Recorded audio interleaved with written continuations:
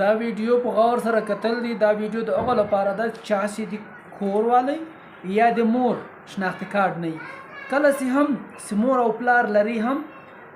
د هغه مور یا پلار مړه سي بیا د ګالډین سرټیفیکټ اخلي له عدالته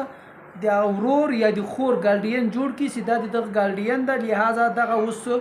شناختی کارت عمر ته ورسېدو اوس شناختی کارت ورته جوړوو. کله چې هم دغه رنګه تا کور والی سره یا د تا لمور سره دا مسله وي شناختی کارت یې نه وي، بیا به ته څه کوې؟ تا ته په کار ده که هغه تاسې را لوی کړي یي، هغه په هغه تاریخ کې په جنګ کې له افغانستان لخوا راغلي یا مور او پلار نه وي، جنون یې نه وي یا یې، خو لیکن اوس ته غواړې چې د هغو یو څه نسته، زه له ځانه سره دا بچی جوړومه، ته به د هغه ګالډین سرټیفیکټ واخله، یتیم یې جوړه کړه چې دا یتیمه ده نه لري څوک، زه مور او پلار یم، زه ګالډین اخلم، زه ګالډین یم، عدالت سره رجوع کول دي، ګالډین سرټیفیکټ ورته یایي، دا ترلاسه کړه، بیا نادره ته راسه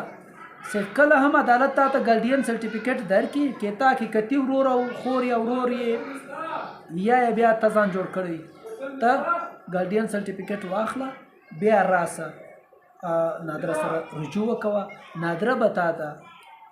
شناختی کارت په هغه ګالډین سرټیفیکټ جاري کوي، تا به مني چې واقعي ته د ده ګالډین یې، ته مور ځان جوړوي یا پلار جوړوي یا ګالډین، مطلب ګالډین جوړېږي، مور او پلار خو نشي جوړېدلی.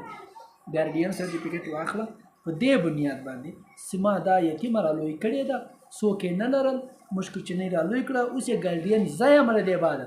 لهذا دې ته په ګالډین سرټیفیکټ باندې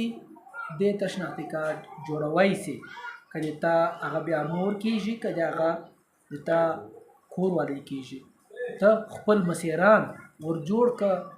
چې دا یې ګالډین ده.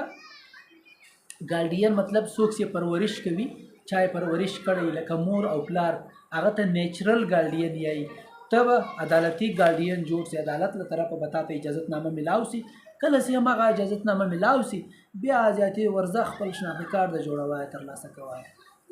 انشاءالله دا طریقه لار لیکه، زه کوشش کوم ټوټه پوټه چې تاسې ته هغه لارې لیکه در وښیو چې درته اسانۍ جوړ سي، په مفته لارو کې خوار نه سئ او ونه ښکول سئ.